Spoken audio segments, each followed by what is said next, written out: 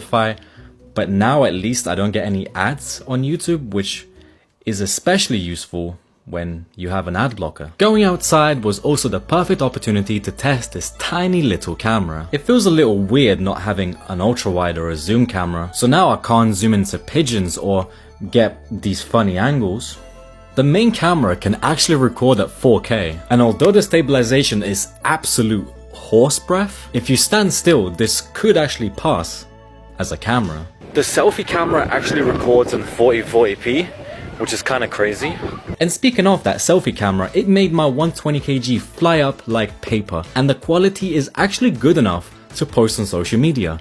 Still. And you know what? After carrying both of these phones all day, at some point I actually started to lean towards taking this phone out my pocket because it was so incredibly thin and light compared to this massive monster. I tried downloading Samsung Pay to see if I can pay with a 10-year-old phone. And call me stupid in the comments, but I could not log in into my account. Every time I pressed verify, it just loaded and did nothing. And Google Wallet just straight up refused to associate with this piece of fossil. So I guess this phone isn't all sunshines and rainbows because it's actually starting to show its age. For example, Google Maps was actually kind of slow, and it's actually annoying to use from all the lagging. And there's also apps like the Google Keep which just refuse to download, and there's probably a lot more. Now I think Jesus Christ has come down and crafted this phone himself, because last year when I tested the Galaxy S6, it was the laggiest experience I have ever experienced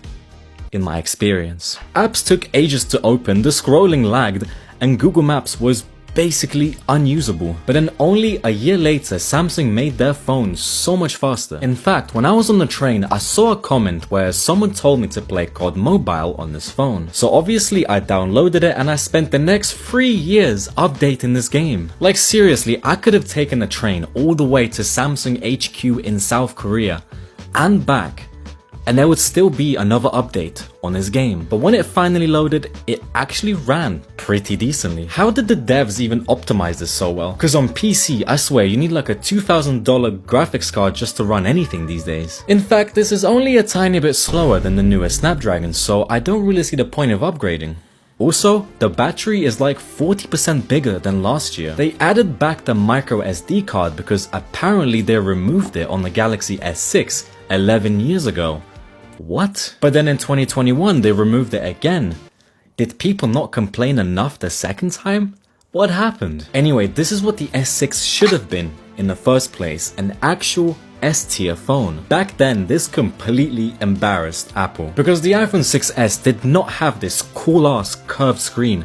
It was like half the resolution, it was not AMOLED, it was like half the battery, did not have always on display, it did not have micro SD card. It was actually such a noob phone. I don't see why on earth would anyone get an iPhone in 2016. But now, what is Samsung even doing? Folding phones in half? Reusing the same camera sensors from like the 1800s? Being absolutely slam dunked by the Chinese phones with their massive 1-inch sensors? And somehow the S25 Ultra manages to feel like a mid-ranger compared to everything else out there because there's just nothing exciting about it. In fact, the S7 Edge was so cool that it even had a Batman edition with a bat logo on the back with gold accents on the home button and the front speaker. And then the S25 Ultra is just a white square that manages to be less interesting than a roll of toilet paper. And yeah, they're doing all this cool stuff with foldables, but the actual Galaxy S series are just boring now. But then ever since the S20, Samsung is just on autopilot, just passive income, copy pasting their phones. And in the end, I'm glad they removed the edges because after a while, no one really cared about them. But at least it was fun and exciting, and this phone was not